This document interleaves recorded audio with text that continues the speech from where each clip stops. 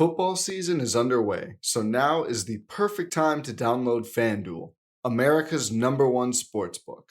Because right now, new customers get a no-sweat first bet up to $1,000. That's free bets back if your first bet doesn't win. Just sign up with promo code BLUEWIRE. FanDuel is great because it has all of your favorite bets, from the money line to point spreads to player props.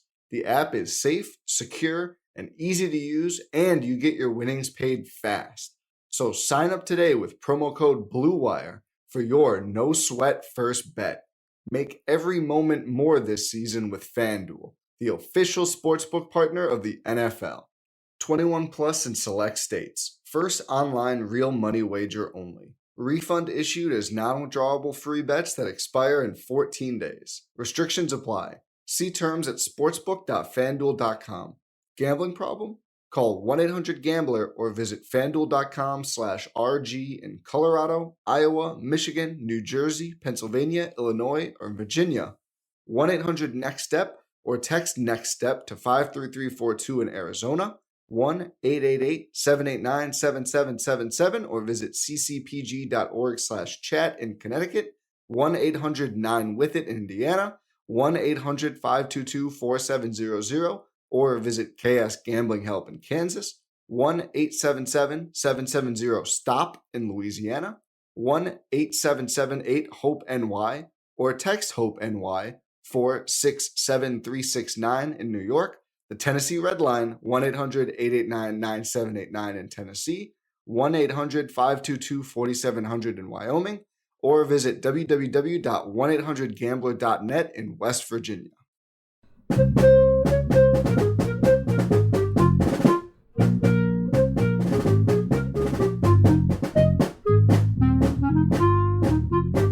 Hey everyone, welcome to The Final Four is Not on the Schedule. I'm your host Eric, alongside with expert analyst Rod.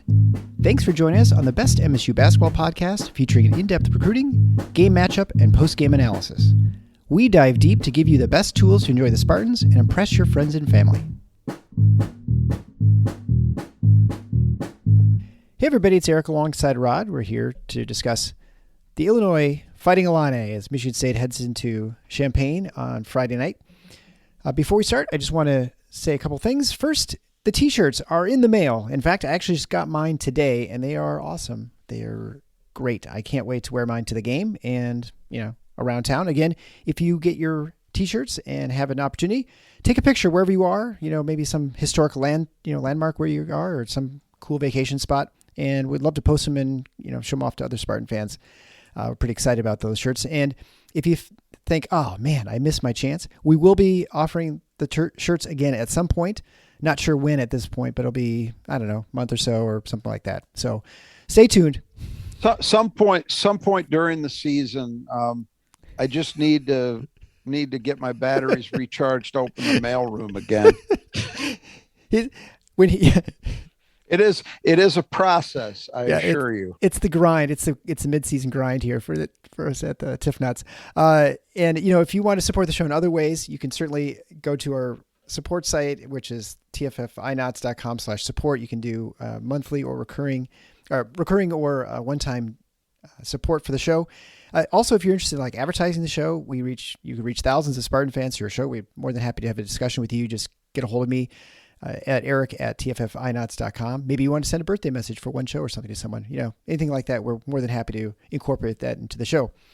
Also, if you're on Twitter, we're 5 followers short of 1,000. So if you want to help us get over that, I happen to observe that we today. sort of just hovering at 995. Bots come on, they come off. And so at TiffNots68, be the person to put us over the top. Be that 1,000th person or 1,000th. We also have a YouTube channel, so if you rather watch us talk with the little waveforms, you can certainly go there. And we have an actual live video of us interview with Jeremy Fears, and we'll have the same thing when we have Garrick Norman on whenever we publish that. It'll be probably in a week or so, sometime during a slight lull in the regular season. All right, but let's get into the game we want to talk about, which is Illinois. The Illini are 11-5 this season, but only 2-3 in the league. They won 2 straight Big Ten games, so they started out at 0-3. They beat Wisconsin by 10 at home. That was with the first game where Tyler Wall was out completely. And then they just destroyed Nebraska the other night by 26 on the road. Before that, in other news, freshman guard Sky Clark, who was, I think, originally at Kentucky, left and joined Illinois, and he has taken a leave of absence, but it sounds like it's very permanent as he's left Champaign. At the best, Illinois has looked really good. They beat Texas and UCLA, and yet they've been destroyed by Penn State at home, lost to Missouri by, I don't know, it seemed like 100 points. It was on a neutral floor. Their KenPom ranking's pretty good. They're number 26. They're number 42 in offense, number 23 on defense. And on offense, they shoot really well inside the arc. They're number 14th in the country. They're number 36 in offensive rebounding. And they get to the free throw line pretty well. They rank 130th in free throw attempts for field goal attempts. But they're a bad jump shooting team at 192nd in three-point percentage at only about 33%. They turn the ball over a ton. They're number 281. And they can't hit free throws. They shoot about 66%, which puts them at 302nd in the nation. Defensively, they're pretty good. They're number 9th against twos, number 12th in block percentage, and number 48th in generating turnovers. They tend to foul at a decent rate, so it's not that great there. You can get to the line against them. Defensively rebounding, they're okay. They're 103rd, so they're top third. And so it's been a season that has been strange. And, in the show notes, you'll have a link to, if you want to listen to the preview of Illinois when we talked about them before the season began. But I think one of the things you notice right away with Illinois is that it's almost an entirely new roster. There's hardly anyone there from the year before outside of Hawkins. And so it's like a lot of teams in Big Ten, you really didn't know what to expect. And I think they have been, as far as expectations, they've probably overall underperformed, especially recently in the Big Ten start. We were talking about this before we started recording. I was on Jack Ebling's show this afternoon. One of the questions he asked me was, who's the most surprising and the most disappointing team in the Big Ten? And for most disappointing, I picked Indiana and Illinois in a tie, but I also said, I'm giving you that answer based on performances relative to what I think general expectations were, because general expectations were those teams were going to be right at the top of the standings, right in the mix for the Big Ten title. Personally, I'm not totally shocked by either team. And so specific to Illinois, at the outset of the season, when we did the preview, we talked about, as you just mentioned, Eric, the massive turnover on the roster, that you only had 3 guys essentially returning, which were Hawkins, RJ Melendez, who only played a little bit last season because he was hurt for part of the year, and then Luke Goody, who, as it turns out, has not yet played this season due to injury. So really it is mostly Hawkins. That's the returnee. That's a hard way to succeed. And I don't care where you're getting those guys from, high school ranks, transfers, whatever. That is a hard way to go about your business. Calipari, at least up until this year, and Coach K mostly succeeded, even though they didn't win a ton of national titles, maybe not as many as people would have expected. Most years they were in the mix with teams that were constantly turning over. But that's Calipari and Krzyzewski. That's not, Brad Underwood is not those guys. And I think it's been somewhat predictable in terms of how it's played out, that they would have real inconsistencies with a group that just hadn't played together, didn't know each other, no familiarity, and that generally you can expect that to generate inconsistency in performance. As a contrast, if you watched the MSU game against Wisconsin, and in the post-game interview, they had AJ Hogard, and they asked him, you guys were great down the stretch. You weren't missing shots. How do you find it in yourselves to do that on the road? And AJ's answer was a very good one. He said, we've got a lot of guys in our core who have been through it and been through it together. And they know now by this point what it takes to win a game like that and how you lose a game like that. They know both ends of it. And Illinois, at least as a collective unit, doesn't know how to do that. I mean, Matthew Myers won a national championship when he was at Baylor. Terrence Shannon has been part of a good program at Texas Tech. It's not like those guys don't know what it takes to win, but they haven't done any of that as a unit, and that matters. So, look, they're a weird team. I mean, you went through the stats, offensively especially. The things they do well, they do really well. They're great shooting the ball inside the arc. Some of that is a result of having some guys that can play in the post. Hawkins is pretty good there. Danger is even better. I mean, he shoots like 72% from the floor. So their big men can finish. Their wings, especially Shannon, are also really good getting downhill and finishing inside the arc, but they don't shoot threes well at all. They offensive rebound very, very well, but they turn the ball over a ton. They just hemorrhage turnovers. They get to the line at a good rate, but they don't hit them. So, inconsistency. Defensively, the picture's a little better. And I think they're a more capable defensive team, but the one caveat to that, the one issue they've gotten, and something Underwood's been talking about, is they've had a propensity to foul. And in a game against Michigan State, that's potentially a problem. Now, for Michigan State, they're going to need to take advantage of that. But, we saw it in Madison last night. We're recording this the day after MSU's win at Wisconsin. And if you put this Michigan State team at the line, they shoot it really well. And so that's the one issue defensively for Illinois. Other than that, they're pretty good. But offensively, it's chaos.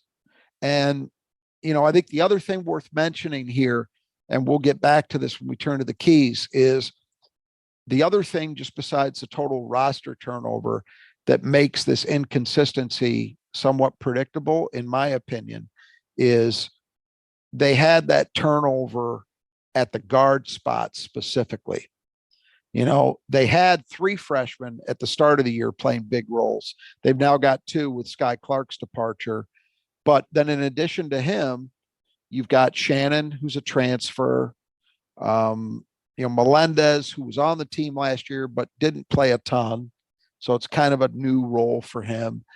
That's a hard way to live in the Big Ten. And in fact, if you look at how this team operates, they really don't play through their guards. The playmakers are Hawkins and Shannon. So a big man, either a 4 or a 5, depending upon who's on the floor, and a wing. I mean, Shannon's nominally a guard, but he's 6'7". He's really like a power wing. Those are their playmakers. So they don't even really play through their guards because they're not point. And with Clark gone, they don't really have a natural point guard. So it's a weird deal all the way around there. That's not to say they're without talent. They actually have a lot of talent. But does it fit together well? Do they like each other? There have been questions about that.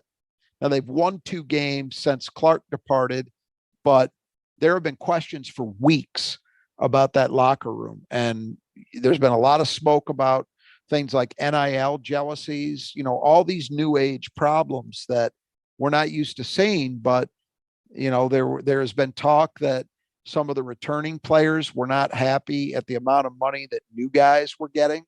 There was some jealousy around that. There were supposedly issues around roles, around shots. You heard lots of things. Winning cures a lot of problems, but I think this is a big, big, big game for Illinois because you mentioned they've won 2 straight after losing their first 3 in the conference. And really on top of that, having a bad end to the non-conference when Missouri just dusted them in a rivalry game on a neutral court. I mean, just ran them off the court. I don't know that I believe that a home court win over Wisconsin without Wall and a win at Lincoln over a Nebraska team that's better, but I think we know enough to know they're not great. I don't think that necessarily proves that you've solved your problems. I think if you beat Michigan State, you can start feeling like a turnaround might be real. So I think it's a huge prove it game for them. And it's big for Michigan State too, because they want to keep pace at the top of the standings. You don't want to lose when you're on a 7-game win streak, but I think it really matters to Illinois, and we'll see how they respond to that. I think so too. And when you were talking before the season, that maintaining that culture and the ability to carry over, how you play, and to your point too, can you trust the guy you're playing with, to make the play or to make the pass or whatever it might be? That's the thing they have to deal with because, aside from Hawkins, Melendez has came back, but he was a freshman last year with minimal role. He's not really going to carry a culture or a way of playing or a way of, following the rules, those sorts of things, and to execute a system. So it is really a new system. And with the NIL, it is a new world as far as trying to figure out all those things and a bunch of people coming from all over it. I think we underestimate how the challenge is. And you've mentioned many times, the video game numbers and sort of as you plug in this person, they average so many points. You put them in a new team, they're going to average the same amount of points. Well, it just doesn't work that way. There's some places that people just play better than others. And you see it in every sport. It's not like unique to basketball. There are guys who have managed to make it work. The now disgraced Chris Beard actually was really good at Texas Tech at taking transfers and molding them into a very coherent unit. But those guys are rarities. It's just like me citing Calipari and Krzyzewski. There are not a lot of guys who have done this and done it successfully. So it's a challenge. I will admit to being uber skeptical of Illinois as a program. And don't take that to mean that I think they can't win this game. Of course they can. And they can still be a tournament team. And, I'm not saying any of those things are impossible, but I have never seen a program in the Big Ten that has had more slogans, more chest thumping and just have it be as empty as it is with Brad Underwood's Illinois. Michigan State does this stuff too, right? Players play tough, players win. OKG, our kind of guy. That's something Izzo does, but he's in the Hall of Fame. It means something. When he says those things, it's said actually after the fact, after they've established it, players play tough, players win didn't gain a lot of currency until after Michigan State was going to Final Fours. People knew it had meaning. OKG, people knew what that meant immediately when they started using it because it had been something that had been in place for a long, long time. Anyway, it was just a way of articulating it. Illinois with this everyday guys and guard you, all this nonsense that I've heard come out of that program, it really makes me dislike them. And it really makes me skeptical about the fortitude and the psychological state and the mental toughness that exists in that program. And it's not just this year. I thought it last year, and I think Brad Underwood completely botched the way he handled Andre Curbelo. It ruined his team's season, in my opinion. They've been able to accumulate a good deal of talent for the last 3-4 years. I give them that. They've won their share of games. I'll give them that. They are not right now, and I am skeptical of whether they will ever be truly a championship level program with this guy running the show, because everything I see from him screams fake to me. Fake tough guy, fake sloganeering, fake bravado, just fake. That's my take. Well, and as far as this game goes, it's obviously a big game for Illinois, but if you look at Michigan State in the run for the title, we're a quarter of the way through the Big Ten and we're 4-1, which, if you multiply that by 4, 16-4, I think almost for sure is an outright win of the Big Ten. And so, can you maintain that pace? Yes. Obviously the schedule's changed. It's going to be probably a little harder. You're not going to play you're not going to face Northwestern at home. You're not going to face Nebraska at home again, and Michigan at home. So those are probably 3 easier wins. Of course, they only got 2 of those. Of course, could couple good road wins as well. But anyway, the point is you have to maintain this pace to try and to think you have any chance. And so Illinois is probably, before the season started, you looked at this game and you thought almost for sure this is going to be a loss. Now you're like, this is a possibility. This is something that is not out of the You're not crazy to think that they could pull this one off. You say that, and I understand it. Historically, Champaign-Urbana, really difficult building to try and win a game in. No doubt about that. Circumstances are such that you like your chances with this team for a few reasons. But first and foremost, and we're going to get back to this when we get to the keys, Michigan State has a real advantage in experience, and I think in terms of productivity, what they will be like on the court on Friday night in the backcourt. And if you have that, you can control a game. And so I give Michigan State a real opportunity. Now, it's a tough building to win in. I've got a feeling their crowd is going to be live because they certainly know the season sort of feels like it hangs in the balance. If you win this one, if you're Illinois, you're back to 500 in the league. You've got 3 straight under your belt, and you start maybe feeling like some momentum is building to changing the direction of your season. But you know, I think Michigan State comes into this one. No reason in the world that they can't win this game and have a real shot. They're gonna have to play well. You're going to have to withstand what the crowd brings, and it's a tough building to win in. All of those things are true. But, you know, at this point, I think you have to feel reasonably confident if you're Michigan State that you're going to play well. Will that be enough? We'll see. All right, well, let's go through the starting lineup for the Illini. We'll start with Sincere Harris, 6'4" freshman from LeBron's old high school, St. Vincent St. Mary in Akron, Ohio. He's recently been put in the starting lineup, and he's averaging 4 points a game on 41, 33, and 23 shooting. Not a great assist guy for a point guard. He's has a 14-10 assist to turnover ratio this year. But as you mentioned earlier, the offense does not run through the guards. And so, you know, the guard position here is almost as more for defense than it is offense in some ways. And look, I think he's shown to be a guy with real potential defensively as a freshman. And they like his long-term potential to be a good two-way guard, but he's not doing a lot at the offensive end right now. And he's a point guard by name only. I mean, they're not really running anything through him. As I mentioned, it all goes through Hawkins and Shannon. You know, I think he's a guy they like his long-term, but for right now, you know, let's put it this way. Whereas against Wisconsin, I felt like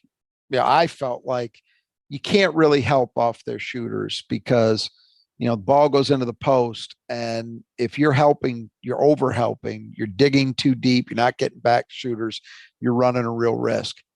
Illinois is a different story, partially because they got guys like this on the arc. He's not incapable of hitting a shot, but he hasn't taken a lot, and his shooting percentage is not great.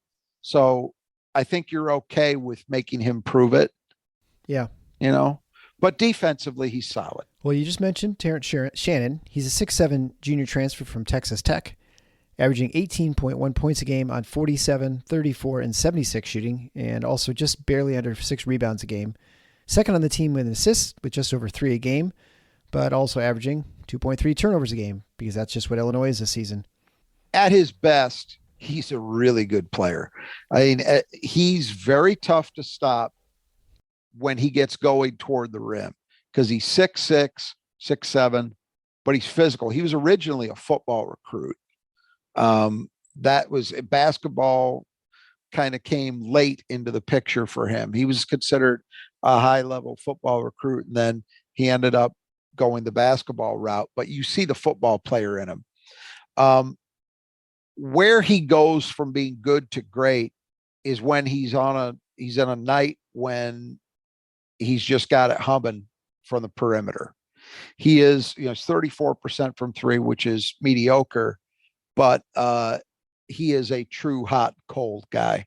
There have been games this year, their win over UCLA in the second half being a big one, he could not miss. And there have been other times where he's just been awful. So You don't know what you're going to get. He's a guy who Michigan State's got to be cognizant of on the arc, but you could have a night where he's just not hitting because he's had plenty of those. And that takes him down a level. When he's on from three, then it's really tough because you got to really play up on him. And that's when the penetration game can hurt you. The other parts of it, he's a fairly active rebounder. He's one of their two playmaking guys, but the turnover numbers are massive as well. He makes a lot of mistakes. So, he giveth, he taketh away in that respect. Next would be Matthew Mayer. He's 6'9" transfer from Baylor, you mentioned earlier. He's averaging 10 points a game on 42, 35, and 76 shooting, and also 4.6 rebounds a game. And he's the same sort of story as far as his jumper, which is there, and sometimes it's not there. A lot of people expected more from him, but Baylor expected more from him last year.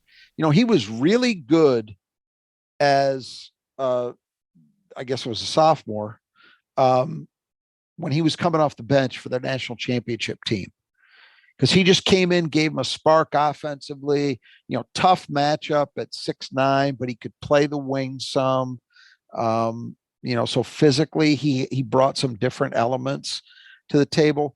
And then he moved into the starting lineup last year and his shooting went down, his efficiency declined, and then he ends up transferring, which I think surprised a lot of people. And I believe most people's thought was, okay, well, he's going to be a featured guy at Illinois and he'll bounce back. Well, we've kind of seen a continuation of what he was last year at Baylor. There are nights, as with Shannon, there are nights when if the shot's falling, man, look, it's entirely possible that both these guys come out and they are just ripping the net from three and you got a long night. That could happen. But we have not seen that happen with any degree of consistency. So he's not really, despite his size, he can do some things inside the arc, but he's not really a great post-up player. His length is important defensively as it is for Shannon. I mean, that's the one thing that you look at this Illinois team and it strikes you is they're huge. Right. I mean, on the perimeter, they're 6'4", 6'7", 6'9". So they pose, and I think that shows up not as much offensively as it does defensively. That's a lot of length. Yeah, well, we always talk about how Michigan State generally is a pretty big team in the backcourt outside of Walker, but Illinois makes them look tiny. And Michigan State can get by because Harris is certainly bigger than Walker, but he's not going to overwhelm Tyson, I don't think, and he's not a guy they want to play through anyway. So then you might have. At least starting out, you'd have Hogard 6'4", possibly matching up with some combination of Hogard and Akins 6'4", 6'4", matching up against 6'7", 6'9". But MSU can also play the Malik Hall card at 6'8", with either matched with either Hogard or Akins, and then you're talking about a little better physical matchup. But MSU is going to be giving up size. There's no question. But as I said, I think the way those guys play, it shows up to me more often on the defensive end where their length bothers you than, oh, those guys just taking you to the blocks and just abusing you down there. That's not really how they play. At least it hasn't been. You never know. Next would be Coleman Hawkins, 6'11" junior, averaging 10.1 points a game. He's one of the returning players from last year's team. He's averaging 45, 33, and 62 shooting. Pulls down 6.1 rebounds a game and leads the team with 57 assists. But like everyone else, lots of turnovers, 48 turnovers. Yeah. I do think in some ways, Terrence Shannon is their best player. That's pretty obvious. But I do think in a lot of ways, Hawkins is their most important guy. When he's playing well, he's a really tough matchup because at his best, he impacts the game in every way. He can make plays for others. He can hit threes. He's big enough that he can do some damage around the rim. He can give you a little bit of rim protection. So he does a lot of different things, but Illinois fans seem very frustrated with him this year because, again, no surprise, there hasn't been a lot of consistency. Yeah. in how he's played. As I say, they will operate their offense often playing through him at the high post. So it's going to look a little unconventional. But it's the best option Brad Underwood has at this point. Again, at his best, Coleman Hawkins, really tough matchup. But which Coleman Hawkins are you getting? Finally, Dane Danger, 6'9", 270-pound sophomore from Baylor, averaging 9.8 points a game and 5.8 rebounds a game. He hasn't played a whole lot. He averages a little over 19 minutes a game, but he's been playing a little bit more recently. He leads the team in blocks with 24, shoots 72% from the field, and with obviously no three-point attempts there. But he's terrible at the line, which this is another reason that their free throw shooting as a team is so low. He shoots only 48% from the line. Yeah, and when you got a big guy that draws as much contact as he does, that's a problem. He's an interesting player. Transferred from Baylor, but actually had to sit out last year. So he's playing this year, and there are elements of the game in which he is really productive. I mean, look, he's a big body, very big, who knows how to use his body to create space, and he knows what a good shot is, and he converts. He doesn't play outside of himself offensively.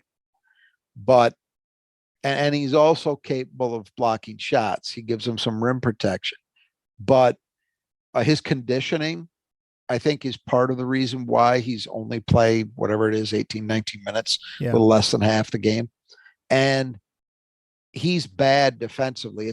It's why I question Brad Underwood's grip on his own team because I've heard him talk as recently as coming out of their last game about the rim protection and how that makes him allows him to make an impact defensively, but he's just awful at times in pick and roll. It's this is a pretty good defensive team overall, but he's a problem. And so Paul Condendike on the Spartan Mag board kind of compared him to Nick Ward in some ways, and I think that's actually a fair comparison. Mm-hmm. And that's the point.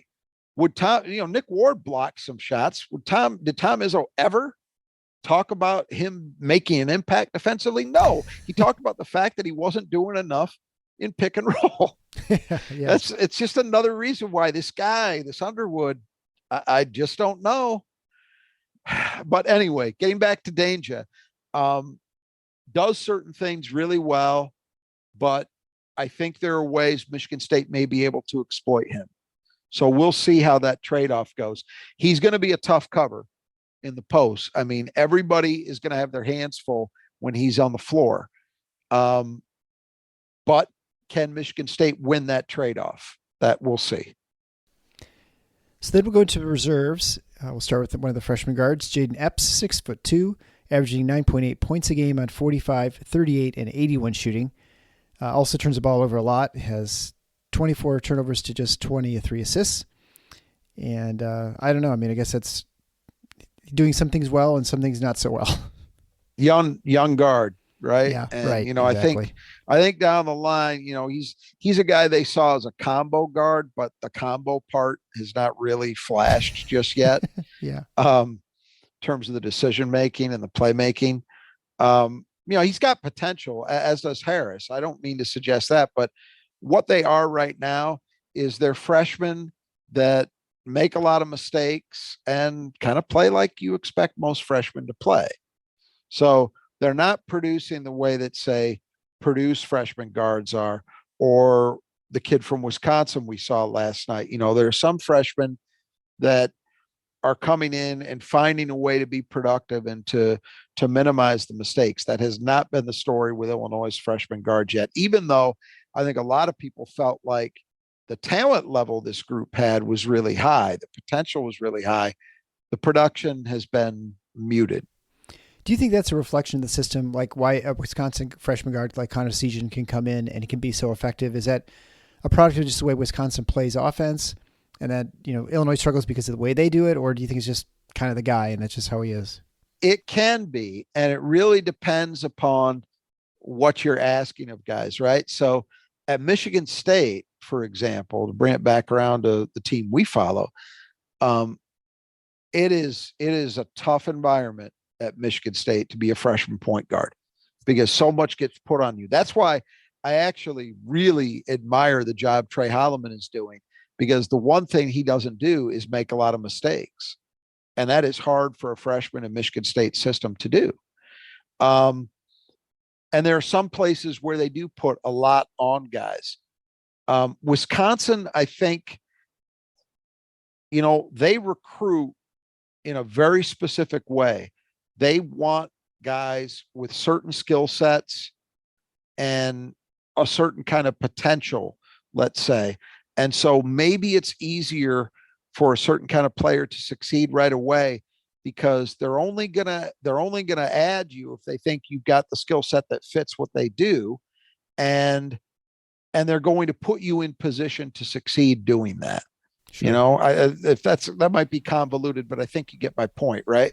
Yeah. So at Illinois, you're maybe asking guys to do a little bit more or just a wider variety of things, and it might be harder. But yeah, whatever it is, it's not working as well as it is in some other places around the league. Ohio State is getting pretty good production out of their young guards. Right. And they did last year too, if I recall. I think they. Yeah. So next reserve is R.J. Melendez, another returning player. I guess the only other returning player for Illinois. 6'7" sophomore.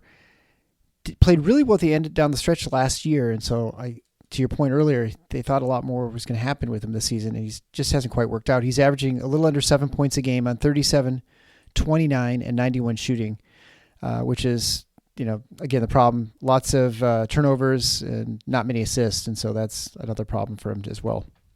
They actually talked about him as a possibility to start at the point this year, which is just laughable given the way he's played. And in fairness, I get it. I mean, there was a stage at Michigan State where they talked about David Thomas as a point guard, and David Thomas became a really good player, but he wasn't really a point guard. He was a 6'7" guy who could handle the ball and pass it well, but he wasn't a point guard. There's a difference. And I think that's the deal with Melendez. The biggest thing is, last year in very limited volume, he shot 60% from three. He was 9 for 15 on the season. So I think people got fooled into thinking, oh, this guy's a dead eye. Well, he only took 15 shots because he didn't play that much early on, and then he got hurt. So you had a small sample size. Well, he's playing more now, and 29%. Yeah, I think it's another guy who's been, the sense I have is he's kind of been frustrating for Illini fans just because the expectations got a little out of whack. But I keep going back to beating the same drum, but the way these people, it's not even just the coaching staff, it's their fan base too. The way they talk about their team and these players, it's everybody's Superman. and then you start playing games and reality hits. And that's what's happened with Melendez. I mean, they all thought he was going to be an All-American before the season, or so it seemed. And now half of them want him run out of town. Well, I think, the Michigan State fan base, and I think every fan base to some extent is a little bit this way, right? You have the new present at Christmas. It's perfect, unblemished. For sure. And you're like, oh, this is going to be, there's so many people talking about Michigan State's next season, the 2023, with Carr and Fears and Booker and Normand. They're going to be amazing. They're going to do it. Well, I think we forget they're going to be freshmen. They're going to make lots of mistakes. They're not going to be you're going to see all the warts you're going to see, the things they can't do. They're not going to be as conditioned as they think they are when they're coming in. They're going to realize they're not in shape as they'd hope to be. I mean, all these sorts of problems are going to manifest themselves. And so you have to, for one thing, enjoy the season. That's like a totally different sort of philosophical thing. But also I think it's easy to get yourself talked into when you haven't seen something and you haven't seen any signs of something that have been consistent enough. You can fool yourself into thinking that there's more coming than maybe you have. You're right. And that's all fair. But it's, the one response I would offer is, at least if it's a Michigan State fan doing it, you've seen 8 Final Fours in the last 25 years, yeah, right? So if you're Illinois, come on, come on, but prove it, right? And none of this is to suggest that Melendez can't become a better player. He can. He's 6'7" with some ball skills. I mean, I buy into that, but it's a process. And when you're playing consistently, for the first time, some warts are going to get exposed probably. And that's what's happened. Right. It's just like the guy who gets called up from the minor leagues, right? The first like maybe 2, 3, 4 games, he's batting like 440. You're like, holy cow, this guy's amazing. And then they've realized, you just pitched, low and away and he can't hit it. Suddenly the can't league gets a scouting report and they figure out what you can and can't do. And all of a sudden it starts to get real. Right. Yep. Don't let him go right. Or don't let him go left, hey, right? Look, coaching and scouting in the Big Ten, you'll hear this from everybody. It is as good as it is anywhere in the country. And if you have flaws, they will find it. So that's the thing. It's not even what you are as a player. It starts with what you are as a player. And then once other teams figure you out, what's your counter move? Can you adjust and show them something new on top of what you had originally? And that kind of feels like that's where Melendez is right now. Finally, a very intriguing player, Ty Rogers, 6'7" freshman. He's someone that Michigan State was trying to recruit quite a bit. He's played a lot more of late. He's only averaging a little under 2 points a game on 41-0. Boy, he's got my 3-point shooting ability. It's in 36. And actually, my free throw percentage is better than his. Mine's 40%, shooting 36%. And so I think, well, he's an intriguing player, and I think people are very excited to see him play Michigan State. Ended up at Illinois, and I don't know. I mean, it's not worked out great for him initially, but he's again a freshman.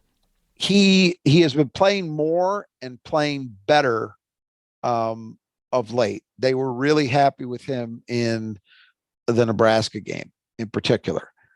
And they were happy with him because of the things that I think everybody knew he could do, which is get to the glass and defend.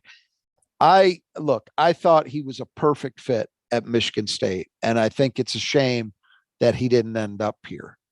I don't know where he would have fit on this team because they didn't, when they're healthy, they didn't really necessarily need another wing, but man, he is junkyard dog tough. He's a good defensive player already and a versatile one.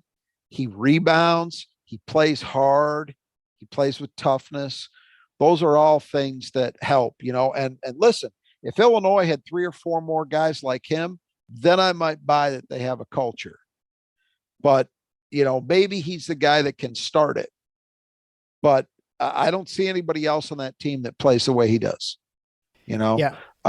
Offensively, the struggles that he's having should not be surprising. Even in high school, man, when he was winning a state championship at Grand Blanc as a junior, I remember people watching the state championship game, and for some people it was the first time they'd seen him. And I remember people commenting, and he had a good game, but you could see he wasn't much of a shooter. His offensive game was kind of limited. I remember people wondering openly, like, why is this guy ranked so hard? Why is Michigan State so seriously recruiting him? And it's because there's certain things he does that lead to winning. But if you're looking for him to go out and give you, 18 points a game and, shoot 40% from 3, you're not going to get that. You'll probably never get that. That's just not who he is. But as a defensive guy, as a rebounder, as an intangibles guy, he's something. And I think Illinois would be well served to continue to increase his role. And as the next couple of years unfold, for him to assume something of a leadership position in that program and be used as a standard setter, because I think that's where he's valuable. Again, at a place like Michigan State, it was so easy for me to envision how he would slot in. I mean, it just would have been hand in glove. Izzo wouldn't have cared that he can't hit a jumper. It wouldn't have mattered. He would have had a role, and it's a role that Michigan State values, and he's had a lot of guys fill over the years. Mm-hmm. I always thought of Ty Rogers as not as quite spectacular and athletic version of BJ Dawson. That's who he kind of reminded me of. Now I think MSU's made up for it by going out in the next class and getting Cohen Carr, who is an explosive athlete, in addition to those other things. But be that as it may, this is one that, I would have liked to have seen Michigan State close the deal on. And, I could spend time boring people on the reasons why they didn't, whatever. But Illinois would be well served to have this guy influence their program more, not less. Right. And you're not going to do that as a freshman. The freshmen are not going to come Right. in and It's set the really culture. hard. So that's Absolutely. yeah. Magic Johnson gets to do that as a freshman. And not many other guys, right? I mean, really. Right. Yeah. Name the guys as freshmen who took over an entire program's culture. There are not many, even guys who have great freshman years. They don't typically do that. All right. Well, we'll step away for just a moment, and then we'll come back with the 5 keys to the game. 2022 has been a busy year at Blue Wire. With over 40 basketball shows, the network has everyone covered from national to team-specific NBA pods. To wrap up 2022, Blue Wire has curated Blue Wire Buckets, an end-of-year playlist that features our top podcasters' top NBA interviews with some of the biggest names in basketball covered, including star players, decision-making executives, and more. Specifically, we've got Klay Thompson, Tyrese Halliburton, Jeremy Lin, D'Angelo Russell, Blazers GM Joe Cronin, Duncan Robinson, and more. Listen and follow Blue Wire Buckets on Apple, Spotify, and wherever you get your podcasts. All right, so the 5 keys of the game, we'll start with number 1, which is energy. We already mentioned Illinois won 2 straight. This is maybe a way to reset their season. They've already lost Sky Clark. And so can they keep that going, that momentum going, create something, and can Michigan State prevent that from happening and also keep rolling? I don't think Michigan State's at that fat and sassy, which Izzo always talks about once they've won a bunch. People are talking about how great they are. I don't feel like they're there yet, at least in the media. So maybe that's not something to worry about at this point, but certainly, you're going to have to deal with a very hostile crowd because I'm almost certain, if I remember, my friend whose son is going back to school. So I think the students will be back for this game. Yeah. Look, this is historically a house of horrors for Michigan State and for most other programs. And when I say historically, I'm taking a very long view of this. I'm going back to the 70s. They beat Magic Johnson and company down there in the national championship season in 1979.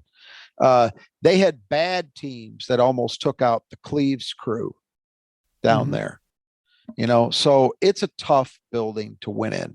Michigan State has done it recently.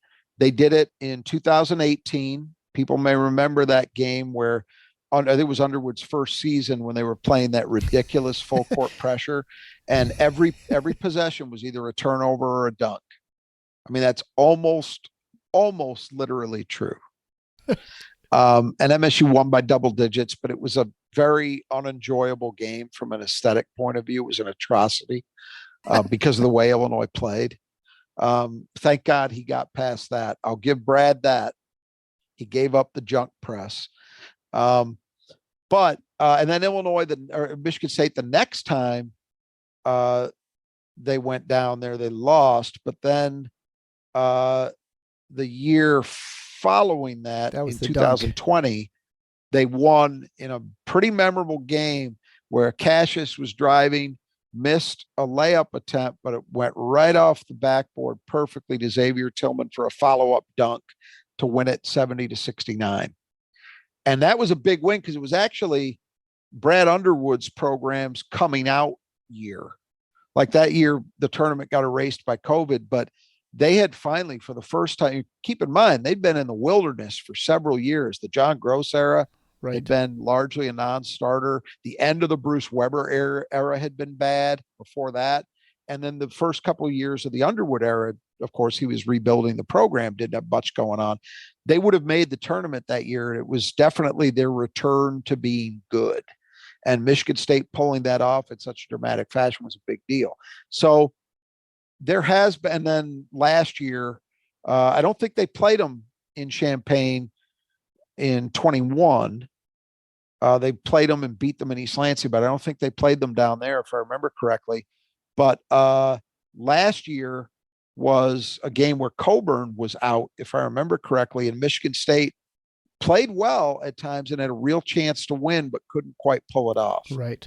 So there have been very competitive games there in recent years, but Michigan State has found ways to win. It's not like they're working on an 0 for 10 streak.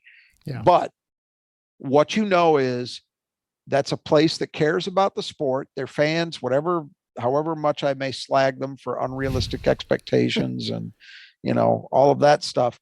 I never deny that they care about basketball. I always think of Illinois, honestly, as a basketball first school, which isn't true of many Big Ten programs. No, I agree. Like Indiana and Purdue, yeah, maybe. Yeah. They're the only other one that I think might get into that realm, because even Michigan State doesn't. I mean, let's be honest. No, yeah. But they care. And, I remember for years, Jim Comparoni, he gave up on it because I think he felt after September 11th and some of that stuff that it felt distasteful. But I used to think it was a pretty accurate description. He would describe their crowds as it was like it was a jihad. And it really was. I mean, that Orange Crush, I don't know if they still call it that, but man, I just have memory. When I think of what used to be Assembly Hall, I think they call it State Farm Arena now. When I think of Assembly Hall, I think of a place that the crowd is almost completely blacked out. You can only see the first few rows lit up around the court, and just loud and terrifying, because that there are people in that darkness. You just can't see them. And years and years and years, that was the way it was. It was very difficult to win there, in part because they had very good teams generally, but also because it was a tough building. I expect with the students back, as you alluded to, it's going to be a very live building. It's a Friday night game, so it probably feels a little unusual. That might play out well for them with students. I don't know. And they got something to play for. That team, and I'm sure their fan base, feels like, okay, this is a game. If we get this one, we're back. We're back to 500. We've beaten a good team, a legitimately good team, and we're back rolling. We found ourselves. So I would expect that Illinois comes out flying. That's what I would expect. What you have to hope for if you're Michigan State are one of two things, or hopefully both. One is that we see some version of what we saw in the Michigan game on MSU's part the other day, where they're so jacked up that it puts them off kilter. Mm-hmm. And then the other thing you want is Michigan State matches their energy. And that will be a challenge, but I think it's one that this Michigan State team should be up to. There haven't been many occasions where I felt like this team didn't bring it. The Notre Dame game was one, but there was a reason for that. There was a scheduling reason for that. Other than that, I feel like they've given what they've had to give. Sometimes they've been behind the eight ball in terms of travel, roster availability, and those things, but I have not felt this year that bringing requisite energy and toughness has been a problem. But they're going to be tested, and they have to do it if they want to get out of Champaign with a win. Right. And both teams, which is nice, both teams had the same schedule, so they both played the same night. So there's no advantage as far as, absolutely rest, outside of travel, which is, it has the only, well, but Illinois was on the road. Right. Illinois was in Lincoln last night. So it's the same. You're right. It's the same for both. The only advantage is Illinois gets to sleep in their own beds. So from a travel perspective, it's kind of neutered. From a home court advantage, it's something else. So number 2 key to the game is defensive rebounding. Already mentioned before, Illinois is a very good offensive rebounding team, and just looking at how they score, they're scoring inside, so they're going to be all around the basket. So it's natural to think that, and especially with their size. Michigan State has actually been a pretty good defensive rebounding team. So can they prevent Illinois from doing much on the offensive glass? And then, I don't expect Michigan State to do much on the offensive side, but, we have to update our assessment of Michigan State's defensive rebounding, because they are now the 11th rated defensive rebounding team in the country. So they're better than pretty good. Now, one can argue that has been skewed a bit by their last 2 games. They were playing 2 teams in Michigan and Wisconsin that are really poor offensive rebounding teams. And, in Wisconsin's case, and really Michigan's too, for the most part, they kind of just abdicate that altogether. They're not even really trying to test you. But I would add Nebraska has been a decent offensive rebounding team, and Michigan State largely shut them down as well. Yeah. So I think it's mostly real, but it's going to be challenged here because Illinois is a level better in that phase of the game than anything MSU has seen for a while. Probably, if I think about it, probably since Alabama. Yep. Yep. And similar to Alabama, I don't think they're athletically where Alabama is, but they do have a lot of length. And as we talked about, they play it, they start it, and then even some of the guys that aren't supersized for their position, like Ty Rodgers might be only 6'6". He can go get a rebound. So it's going to be a challenge, but it's one you hope that Michigan State is up to.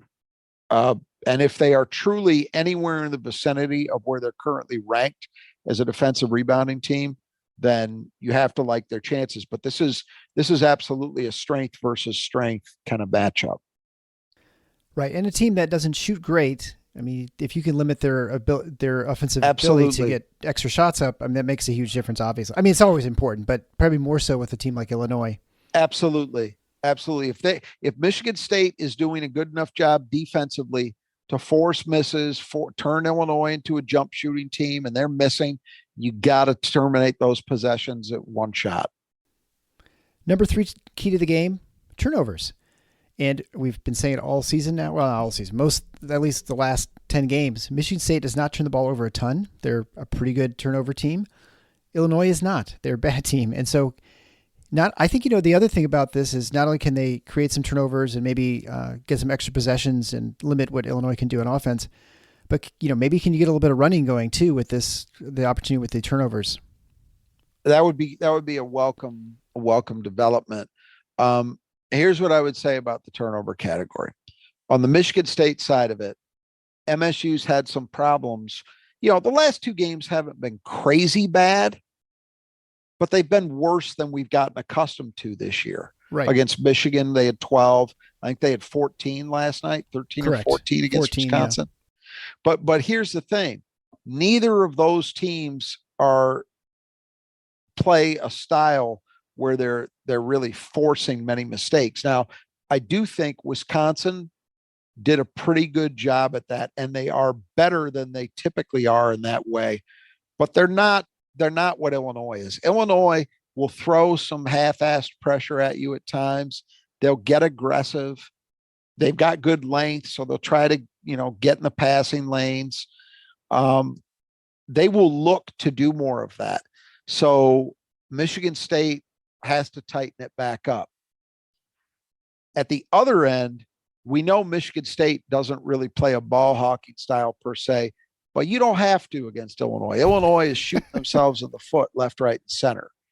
So you have to hope that they're doing that again. And one way that Michigan State can help make that happen isn't by changing who they are and getting out and ball hawking, because they're not going to do that, but by playing solid, sound half-court defense, extend possessions, and figure that eventually somebody will make a mental mistake. So that's the key, I think, is not giving Illinois good, quick shots, making them extend possessions, have to work the ball, and then figuring that somewhere along the way, through 20, 25 seconds at least of possession, somebody's going to blow a tire, mentally or otherwise. And I like the fact that Michigan State, is really good help defense in the gaps and stuff. And so when you're not as worried about 3-point shooters, you can help a little bit more. And I think for sure MSU creates a lot of turnovers that way. This is a game, and we should probably talk about this element of it, as opposed to last night, where I really felt as the game developed, you saw, hey, you just can't send a lot of help in the post against Kroll because Wisconsin moves the ball too well out of that, and they've got too many guys who can hit shots, as opposed to the Michigan game where you were a little less worried about their 3-point shooters for good reason, because they don't shoot it well. Mm-hmm. And you felt like as long as you mixed it up against Dickinson, you could get them off balance, and that's what worked. I think this is a game much more along the lines of the Michigan game, Is it possible that guys like Shannon and Meyer and company could get hot and force you out of that? Yeah, but I would probably be willing to make them prove it.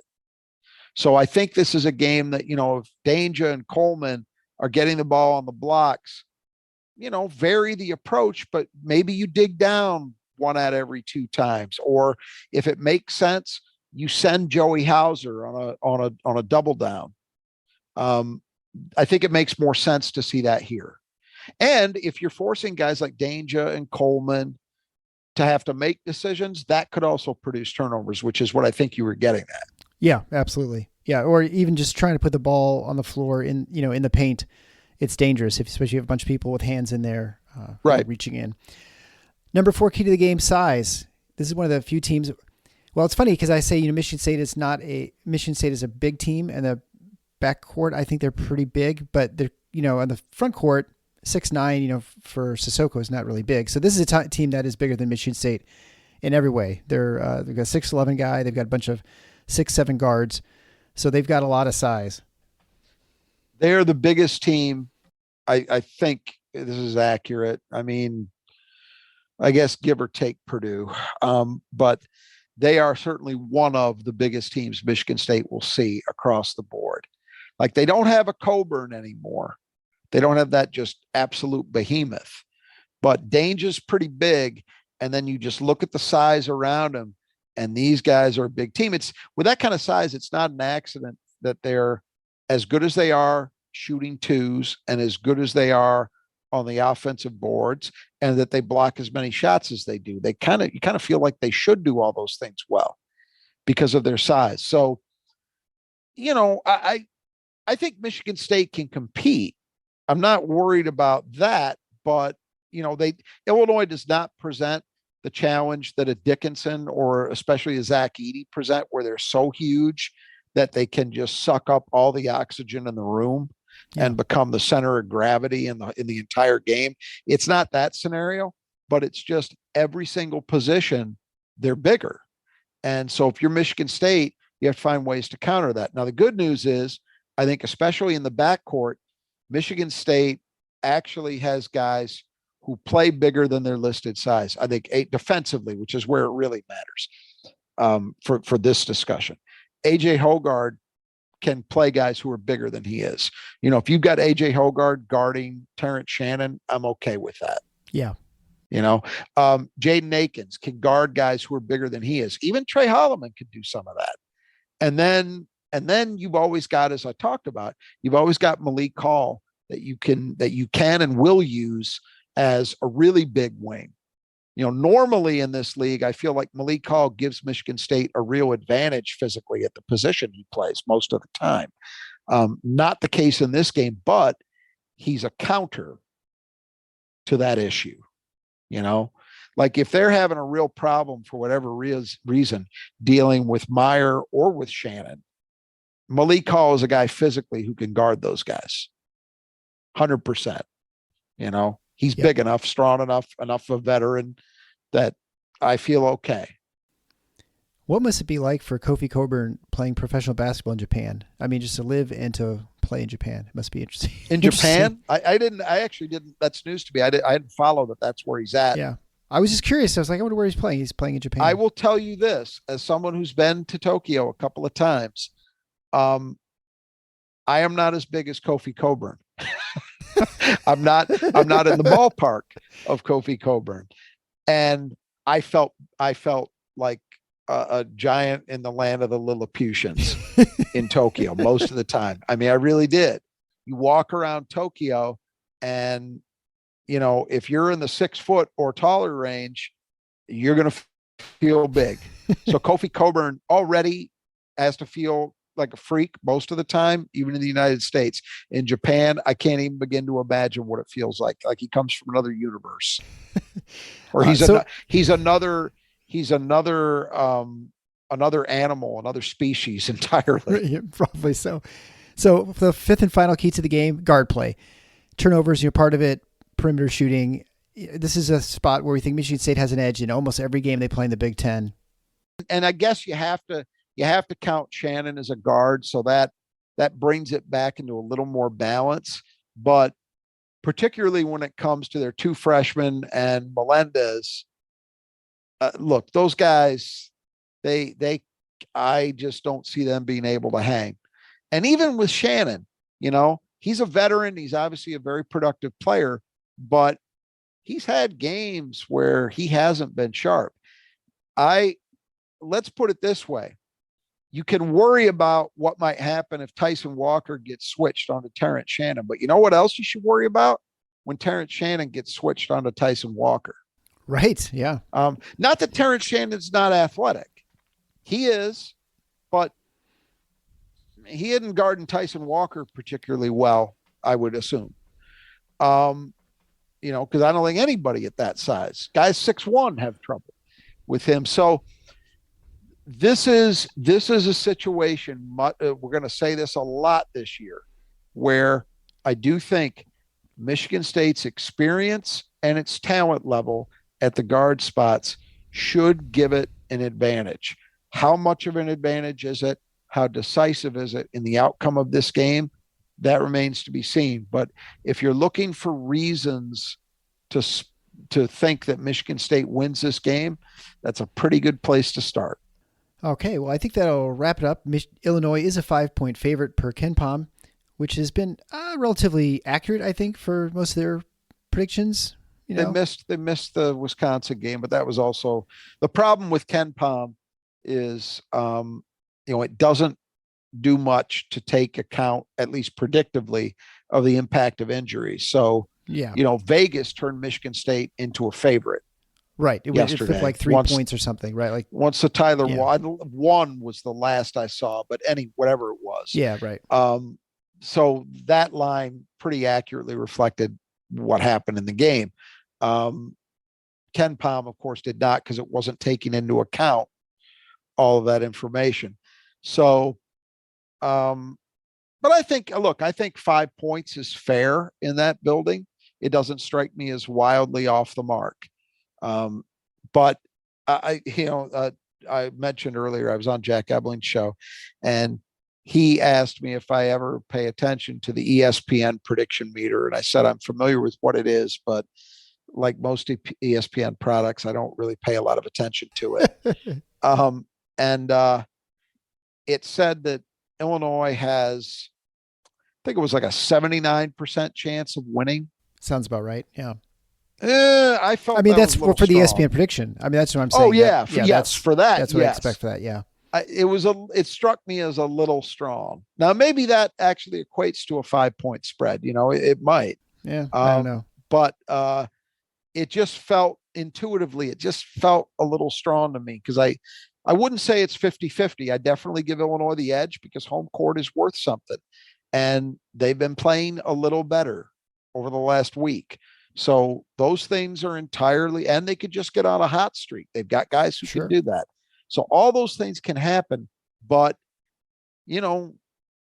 Michigan State is playing a pretty good brand of basketball at both ends, all things considered.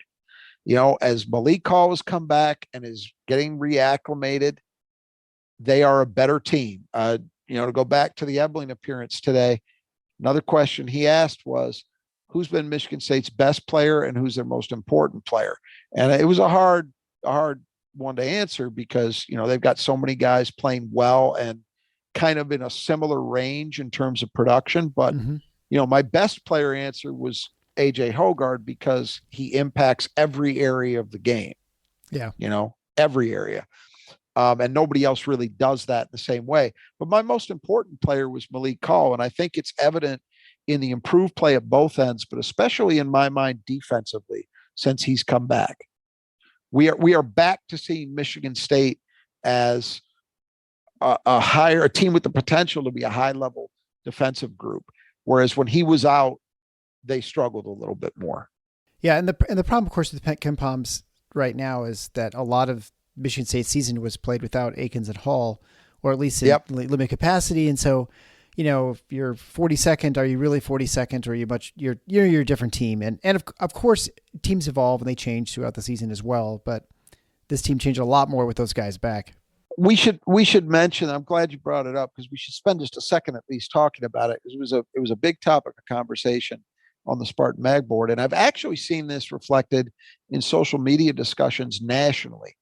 This is not just a Michigan State thing, but if you looked at KenPom today, what you saw was Michigan State at 42 and Indiana at 26. Not anymore, I think, after tonight. Indiana and Illinois were 25 and 26. Yeah. I can't remember which order, but one of the two. So either 16 or 17 spots higher than Michigan State. I don't care what metric you're running it through. And I know about the mocking of the eye test and all of that. But if you have watched these teams play, particularly over the last couple of weeks, there is no way on God's green earth you could come to the conclusion that Indiana was playing even as well as Michigan State, never mind better. But it doesn't just stop with Michigan State. St. Mary's is 14-4. They are 9th in KenPom right now. Now 14-4 is okay, but that's not a 3 seed, great. Right? That's like the number 1 3 seed. That's not great. And that's not worth for a WCC team that isn't Gonzaga. That's not worth number 9 in the country. Sorry, guys. Yeah. I and it's been a discussion ongoing nationally. It's starting to is what is the disconnect this year? Because normally by now, KenPom always starts with this black box because you have to start. Well, you don't have to, but he chooses to start the year. Some baseline. Some input. And we've talked about it here, I think, before. I suspect it has to be some combination of returning production, some kind of weighted average as to how much our typical returning player improves, and then some kind of guess as to what your incoming players do. But that's all highly speculative. And normally it takes, 7-8 weeks to work its way out completely. But by, early edging into mid-January, it's normally worked out. It's, in my opinion, it's not this year. I'll give you another example. Miami of Florida has, in my mind, been at worst the second best team in the ACC. And they beat Virginia at home, but they beat them, who is probably, in most people's opinions, the best team. Sure. They have 5 wins over top 35 KenPom teams. They've only lost 2 games. They lost a road game last night at Georgia Tech, and they lost a neutral court game against Maryland, neither of which is a bad loss. Right. They are the 6th ranked team in the ACC in KenPom. They are 1 notch behind Michigan State nationally. Make sense of that. And I'll tell you part of what it is. Part of what it is looking at their schedule. They have played 3 teams that were sub 330 in KenPom. They blew them all out. But you take a hit when you play those kind of teams. And I get it. That goes into strength of schedule, and that matters, but it shouldn't matter that much when you've done what they've actually done on the court. So I'm not suggesting a fix is in. I'm not suggesting that there's anything intrinsically different about KenPom this year from other years, but something this year is not translating the way that it typically does, in my opinion. And again, I just gave you an example, and a couple examples. I gave you the St. Mary's example. I gave you the Miami of Florida example, and there are others. It is a weird year. Generally speaking, I think the top 6 or 7 look pretty good. After that, it's a show. Do you think some of it, because KenPom also weights the margin of victory as an important aspect. Absolutely. Right. And net does Absolutely. that too on some level, I believe. So if you're winning by 3 every game and you're playing, some Sisters of the Poor, well, you're going to get penalized. Or even if you're playing a decent team and just barely beating them at home, you get penalized as well. And look, there's a reason for it. Analytics people will tell you that there is a correlation between margins of victory and a team's overall quality, right? So it's not just randomly that he's choosing to include that, or any of these systems choose to include it. However, the problem with it, in my opinion, is it's a blunt tool. Yeah. Different teams play games, buy games, let's call them, or just games that get out of hand differently. Michigan State, as compared to many other programs, will play freshmen, play a larger rotation, not just in a game period, but say in the first half of a game. Right. They won't wait till garbage time. And I think to penalize that team playing it that way in the same fashion as you do everybody else probably doesn't lead to the most accurate reflection of what that team actually is. Now, you could say that I'm picking at nits, and maybe I am, but clearly margin of victory is a problem. I think another problem, truthfully, is two other things. One, the loss to Northwestern on the home court, despite the fact that I think everybody who actually watches the games would say Northwestern is playing pretty damn well this year. Thus far, they're not rated highly either. And so that loss is hurting you. And then the loss, not just the loss, but by the margin at Notre Dame is hurting Michigan State. Right. But again, some of that gets into what you talked about, which is it doesn't take into account what you are with or without certain players. And Michigan State went through a period where they were without two of their top six guys. And that's when, really all three, because it would be those two games. And then the fact that the Portland game was close. Those are the three that I think people would point at and say, well, that's where you're getting hurt in the metrics. But all three of those happened without Hall and Akins, right? Yeah. So should they be penalized that severely? I don't know. Yeah. But look, the other thing is, there's still plenty of time for this to all come out in the wash. And I certainly think Michigan State has every opportunity to improve its metrics by virtue of what they do in the league. And if they don't, then it's on them, because they will have those opportunities.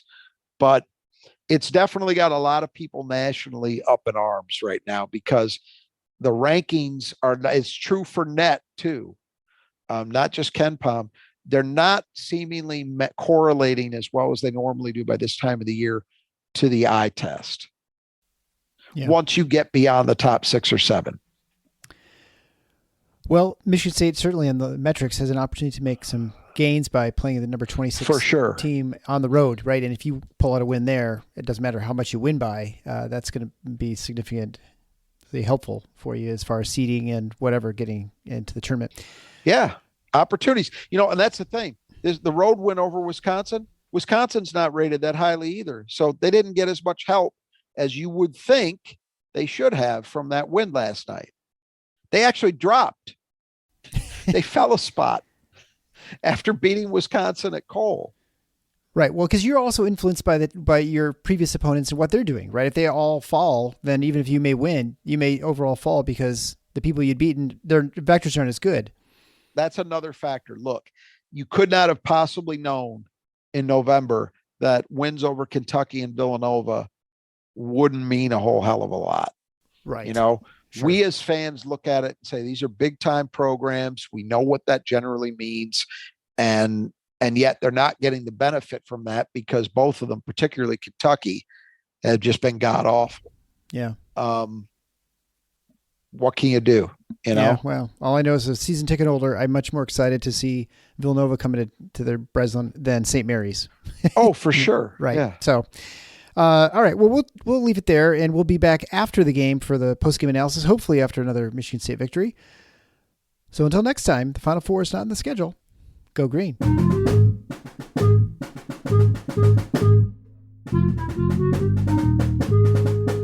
Hey y'all, we're celebrating 50 episodes of How to LA with voices from our community. And I've seen LA fluctuate from like good to okay to not so great to better again. I'm a part of that. Who make LA a better place. I'm always thinking about what's the best ways that I can help the community. I'm Brian De Los Santos. Join me by subscribing to How to LA as we bring you new episodes in 2023 on NPR One, Apple Podcasts, or wherever you get your podcasts.